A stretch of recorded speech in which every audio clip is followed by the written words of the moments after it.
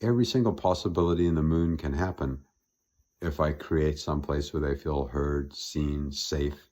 And it might be in the next conversation. It might be the next time I text. And it might not be, hey, I have nothing, no feelings towards you whatsoever. It might be, I'm busy. What do you want?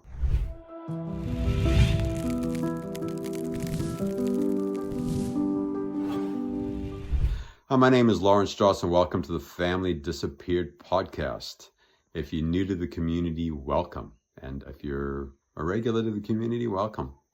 And just welcome. I guess it's just a welcome kind of day. And this is the second part of nonviolent communication, texts, emails, conversations that people have sent over in the past. And we're just going to talk about how to respond to different situations. And some of the stuff feels super emotional in my body, and I'm sure it will for you too. But it also feels spacious and a place of creativity, different options on how we can respond to people.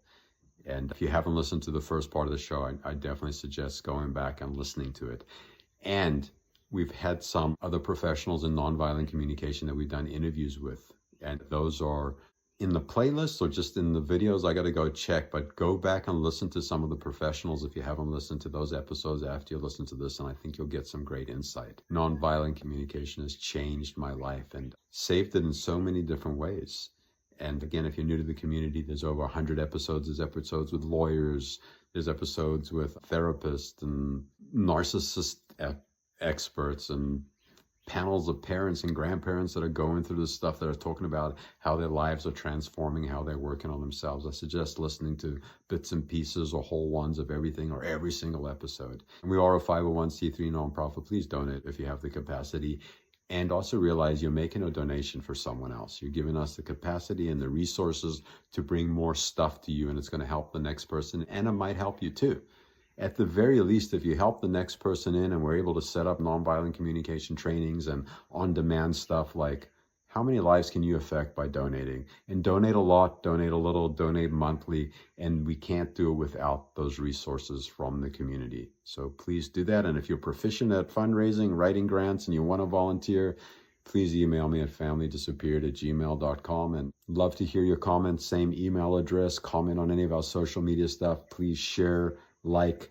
Great resources in the show notes. We have a free 12-step program, Parental Alienation Anonymous. It's about working on yourself, and it's counterintuitive because you want other people to work on themselves so your life can be easier. But all the relief that I got in my life is by working on myself, and then I'm able to engage people from a different, more grounded and useful place. And with that, let's jump into the episode. So I just want to share a little example with you about nonviolent communication in just an everyday thing. On the first episode, I talked about getting my car towed. So before my car got towed, it died like 1 or 2 days after I bought it. It was a cheap used car, an island car, and it seemed like a great idea. So I tow it to a mechanic. I say, hey, transmission isn't going, can't catch the gears, it's not moving. And do you work on transmissions? He's like, yeah. I'm like, cool. How long do you think it'll be? A week or two? I'm like, great. Get the car towed there and never meet the guy. It's just a referral from someone. And then I go back to the mainland for a couple months and I follow up with him every couple of weeks. He changes one part and nothing's really going on. And I don't know what's going on with the car. So I get back to the big island and I go visit this person for the first time. Right now, he's had my car for 2 months, hasn't done anything.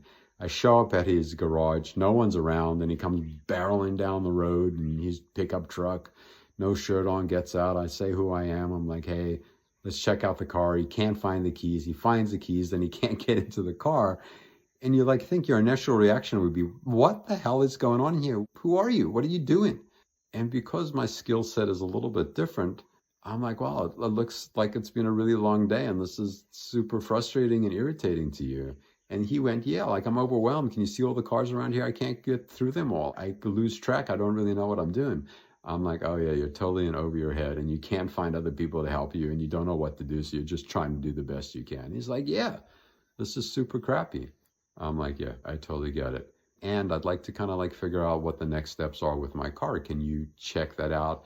And he's like, yeah, I'll get a friend that's a mechanic to come out and help me look at it and we'll figure out what the resolution is. But in that conversation, there was this really big peak, which was pretty intense and pretty raw and could have gone sideways and we could have ended up yelling, screaming. He could have told me, go jump in the lake, come get your car and get out of here. And what happened over the next 2 or 3 days is he got a mechanic involved, he got a transmission person involved, he got all these people involved, and he got me information and he got me the code on the transmission. And then he goes, hey, seems too complicated to me and I don't really work on transmissions. You know, and I could have said, you told me you worked on transmissions. You did. And that wouldn't have served me. That would have created more tension, anxiety, and a really challenging situation to deal with. I'm like, hey, can I please have the codes? And do you have a transmission person to refer me to? She's like, no, not really. Here are the codes, whatever. And he's like, I appreciate the way that you're engaging in the situation. And he got me the codes and I found someone, which I'll tell that story later on what happened with that, because that's fascinating too. But it all comes out of me communicating with this person and not blowing up the conversation, leaving space and creativity for the conversation to change. And it changed once I actually heard and understood what this person was feeling and going through. And I put my anger, my frustration, my irritation aside, and I created a connection, which created a channel for them to do some extra work for me quickly so I can move on to the next step. And whatever, I'm going to tell you the rest of the story now. So then I find a mobile mechanic. I'm like, hey, got this problem. This is what's going on. I send a text. They're like, send me the codes. I send this mobile mechanic the code. And I don't know what they did or how they find up, and they found something up. But they send me back and they go, hey, Ford had a recall on the Ford Fiestas, and there's 7 days left on this recall and class action lawsuit for you to go get your transmission fixed for free. And this all happened only because I didn't blow up this other conversation and got this stuff really quickly. And I had 7 days left. I towed my car to Ford in Hilo, which is like about a half an hour from where I'm staying. And they fixed the part and my car works until I had the oil leak. But track the magic. I was able to connect with a human being that had my car and did something kind of crappy by not really taking care of it and didn't feel good. But yet I built a bridge, and through that bridge got some really good information really quickly. And then I was able to connect with someone else by some block of the island, some random something, which is super cool. I got my car fixed for free. And that's all because I'm practicing nonviolent communication. And that's my story. And now we're actually going to jump into some examples. And before we jump in, I want to say this one thing.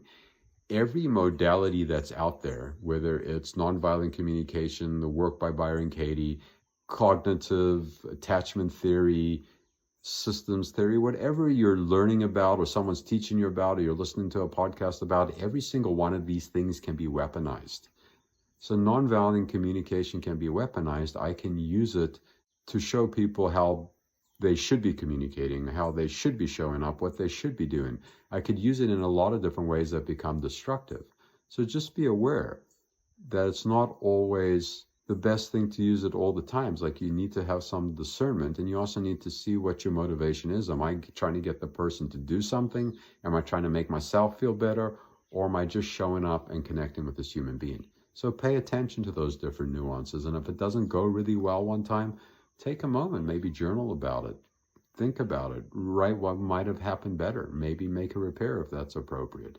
But just be aware that we can weaponize these skills that we're learning, and it's not connecting at all. And also the languaging with practicing this changes over time, so it becomes more like a slang and it's easier to communicate.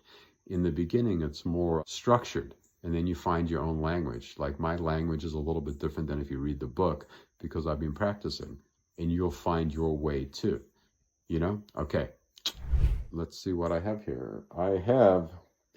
I don't feel anything towards you. There's nothing to fix. Just take a breath with that. If someone said that to you that's related to you, like, whoa, that's hurtful, that's deep, that's mean, that's unconscious. How could anyone ever say that? I don't feel anything towards you. There's nothing to fix, right? So acknowledge all those different feelings you're having. Don't invalidate your feelings. Maybe even write them on a piece of paper. If this is a text or an email you're responding to, write down what you're feeling. Call a friend, go to a meeting, do whatever it's going to do useful to get that out. And you might be able to move through it pretty quickly and realize, okay, let me get to the other part. Let me get to what they're feeling. So I don't feel anything towards you. How would I respond?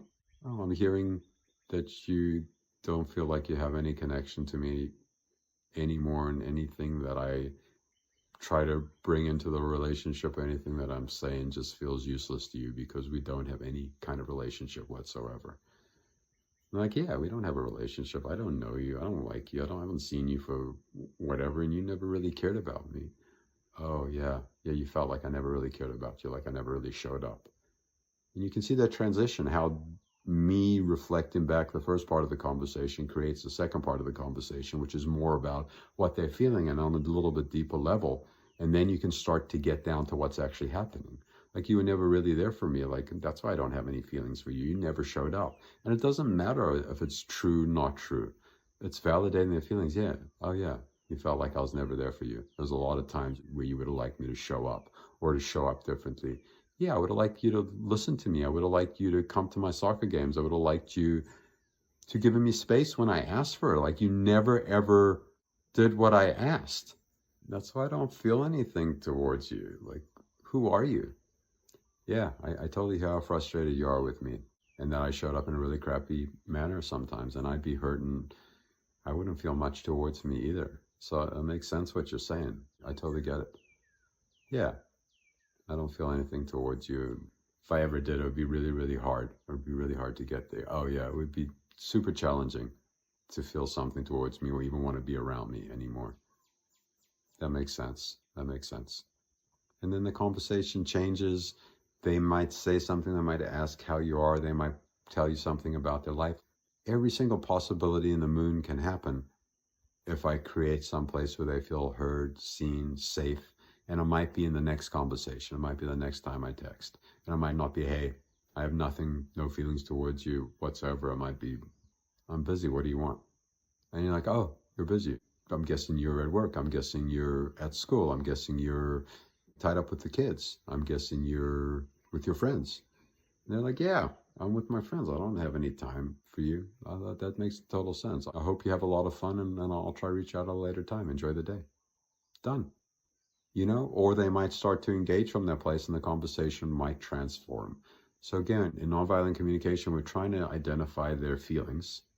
And then once we identify their feelings, we're trying to identify their needs. And this might be a need for space. This might be a need for just acknowledgement that we've done some crappy stuff in the past, real or not real.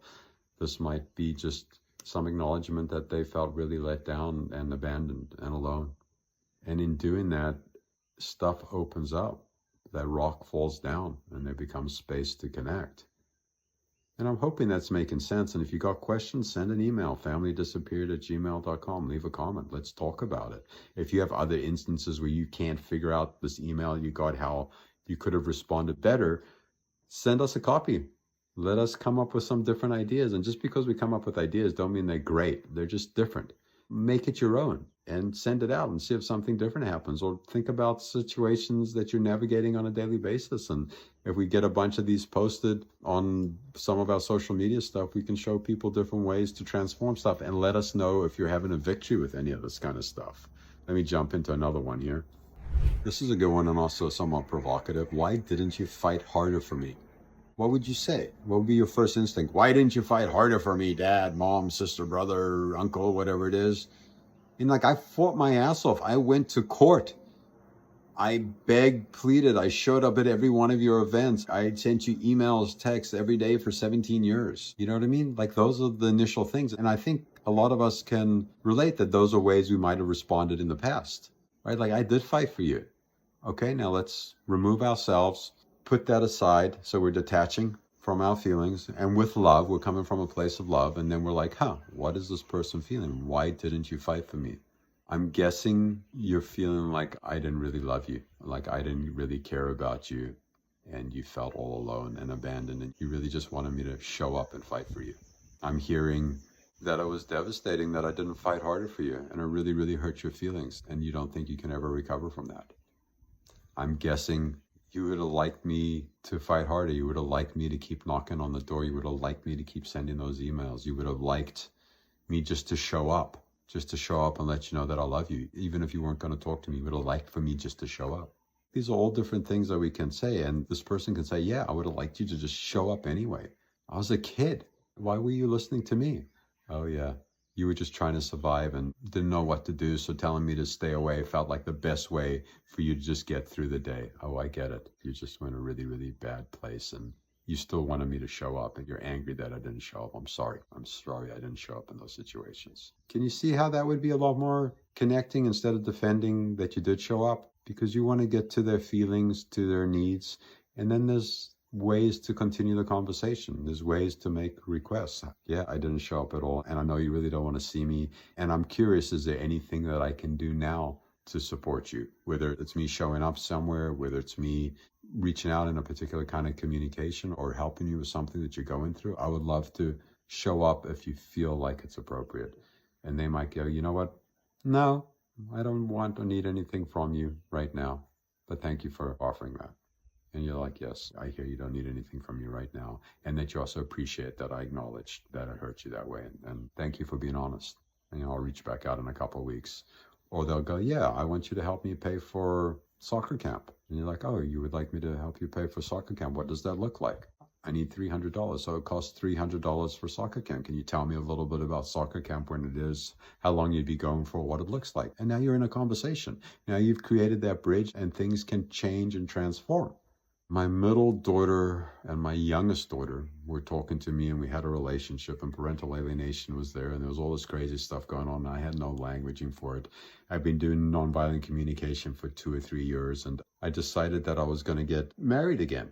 And I didn't take that decision lightly. I spoke to a lot of spiritual advisors that I had in my life, and elders, and my sponsor, and I went to a lot of meetings, and I thought about this for several months. And I got to the place where, like, yeah, this was a decision for me as an adult, and I was going to make this decision, and I wasn't going to ask my daughters for their permission. And that felt like the best path forward. I don't necessarily feel that way today. But in that moment, I thought I'd done all the possible work I could do. So I went and proposed and got engaged. And right after that, within the next hour or so, I reached out to my 2 daughters that were still talking to me and said, hey, I got engaged. I'm really excited. I wanted to let you know. And I also wanted to acknowledge that I didn't tell you, and this felt like the adult thing to do. A lot of pushback, a lot of backlash. My middle daughter either called me or sent a text and said, I can't believe that you did this to me again. I need to take a break from you. And that was the last time we were connected, is right when I got engaged. And then my youngest daughter sent me a similar text, because they, you know, like there's this enmeshment and triangulation, and everyone's having the same conversation together, and usually with the other parent or the alienating party. And she's like, hey, yeah, I'm going to take a break from you too. This is too much. I can't handle this. I tried to create connection with my middle daughter, but it wasn't possible. With my youngest daughter, I was able to say, yeah, this is super upsetting. Do you feel like I messed up by not letting you know about this or having this conversation about this before? And it was really hurtful. I was a really crappy dad. She's like, yeah, like, that's crappy. Why would you do that without saying anything to us? And I'm like, yeah, I agree with you. It was really crappy. And I'm like, hey, let's meet for a cup of coffee, and I want to hear about how you're feeling about it and talk about it and see where we go from here. So she actually landed up meeting me for a coffee, and I was able to use nonviolent communication. I was able to listen to what she's saying. I was able to validate that what a shock to her system as she's trying to navigate the complexities of these relationships. And I'm going off and getting engaged, and it's going to create all this other energy and flare-ups and anxiety with her mother, which is my projection within the family system, and that she's going to have to deal with it. So one more time, I, the parent, am creating more work for the kids. And I think they feel that in each direction, but they're able to articulate it to me. So we have this conversation, and she had to be 14, 13, 12, something like that. And our relationship has never severed. And it's gotten stronger over the years, and it's been super challenging. But now it's in a really, really rich spot. And each of these different transitions that I've gone through, nonviolent communication has carried me through. And sometimes it's in the words, and sometimes it's in me processing a lot of stuff in myself and understanding her feelings and needs and not having to say a lot of stuff. And I think that's a really important component of nonviolent communication. A lot of times we can go, oh, wow, that's what they're feeling, that's what they're needing, and we can actually take an action, and we don't have to use our words. We can actually show them that we get it, you know? Let me find another one here that maybe is a little bit different. I want to believe you care, but I'm scared it's going to be just another letdown, and you're just going to be that same old dad you were, mother you were, brother, sister, parent, whatever. I want to believe you, but I'm scared. You're like, trust me, I'm a good person. Can't you see all the wonderful things I'm doing in life? I'm volunteering, I'm doing X, Y, and Z. You know, and then we start defending ourselves and trying to educate them about what we're doing and how we've changed and stuff like that. And, you know, I had to put that down. And I had to see, like, hey, wow, you're scared to connect with me because you're pretty sure I'm not going to show up again, or I'm just going to be the same old person, and it's going to be a whole act. and you don't want to be let down and hurt again. That makes a lot of sense. I don't want to be let down and hurt again either by people that I love. Yeah, I'm sorry that you're feeling that way. And what can I do to make you feel a little bit more comfortable? You just want to know that I care. So would it be good, like, if I set up like a regular schedule and I'm just going to leave you a message or call you every Wednesday, and if you pick up, we have a chat or something like that, and maybe we can build a little bit of trust by me just showing up and connecting a little bit? What would look like care to you? What would feel loving to you right now that I can help with, if anything? Oh, I just want you to leave me alone. So you just want me to give you some space, and that would feel loving for you, and that would feel like it would give you a moment to catch your breath, and then maybe I can reach back out and we can see what happens next in the conversation. Yeah, Dad, that would be super cool of you. I'd really appreciate that.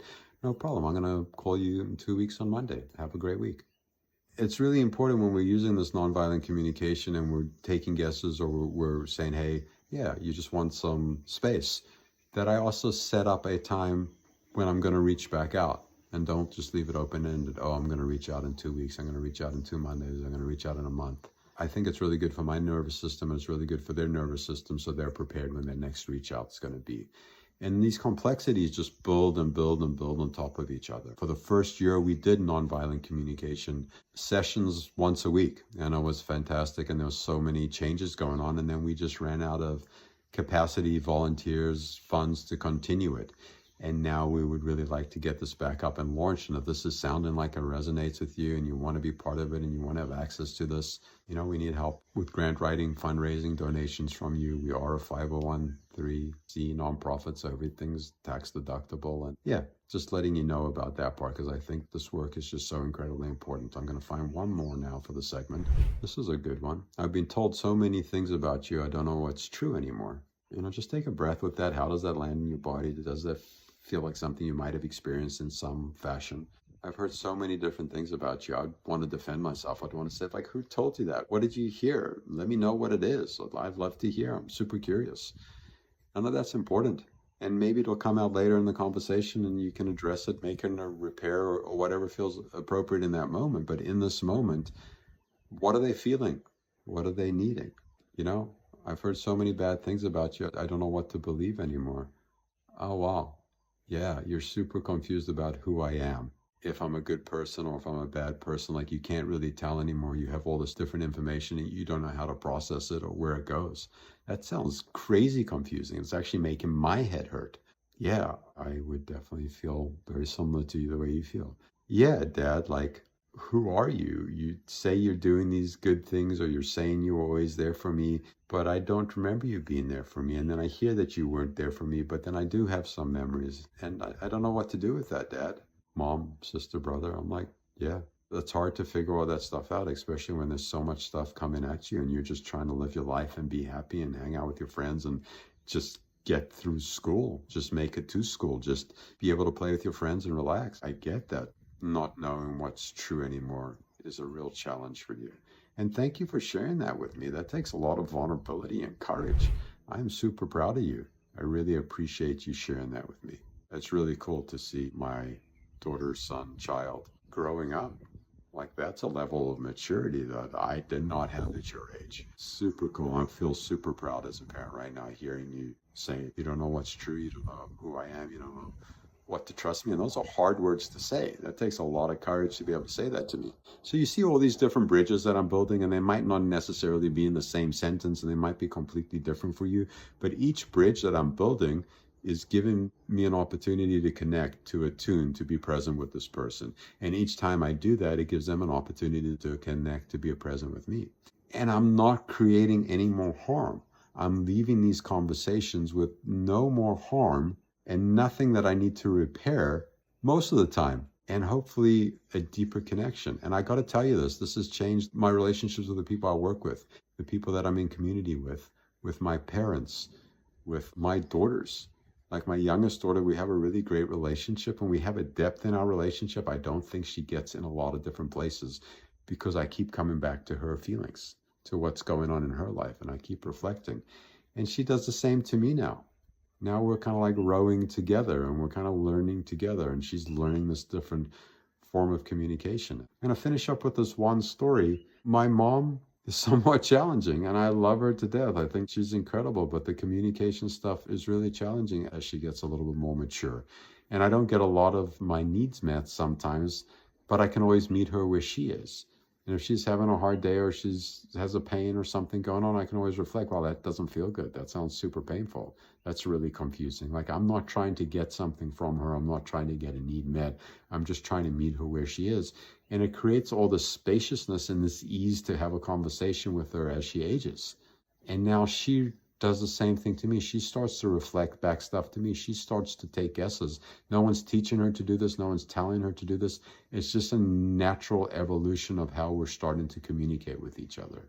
And that's a beautiful residual effect of nonviolent communication. It's crazy cool. So these couple different examples are going to be in the show notes with a couple of other ideas how to respond. We're going to link some nonviolent communication information in the chat. There's a bunch of other great stuff in the resources down underneath the podcast. Scroll, do something, find it, hopefully. And thanks for coming along for the journey today. This is a great conversation. There's so many other things here to discuss. I'd like to know if this is really useful and you want me to keep doing a little bit of this, or like, hey, that was kind of boring, dude. Tired of seeing just your face. Let's get some people on there to interview. All that stuff is welcome and useful. familydisappeared@gmail.com. I'd love to get a couple of emails, copies of text, some places that you felt really confusing, and maybe even how you responded.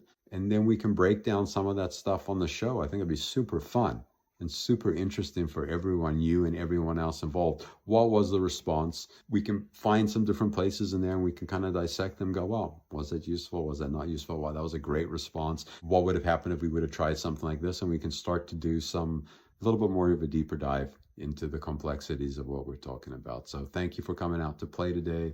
It is wonderful having you. Parental Alienation Anonymous is our free 12-step program. It's a great place to build community, and it's also a place to do emotional and spiritual work on yourself, and that's where the transformation comes from. It's not going to be someone else doing something outside of you. It's always going to be someone doing something inside of you, and the only person doing that is going to be you. And I'll tell you this, I was looking for a silver bullet for a long time, and I thought nonviolent communication was that silver bullet, but I was the silver bullet. Right? And I had to embody the stuff. I had to work with the stuff. I had to do the stuff over and over again. And the framework of nonviolent communication is really useful. But me doing the emotional and spiritual work to use this in a really useful way has been incredibly transformative. And that's enough out of me. I love you. I hope you're having a beautiful day. I hope to see you around the neighborhood somewhere. And mahalo.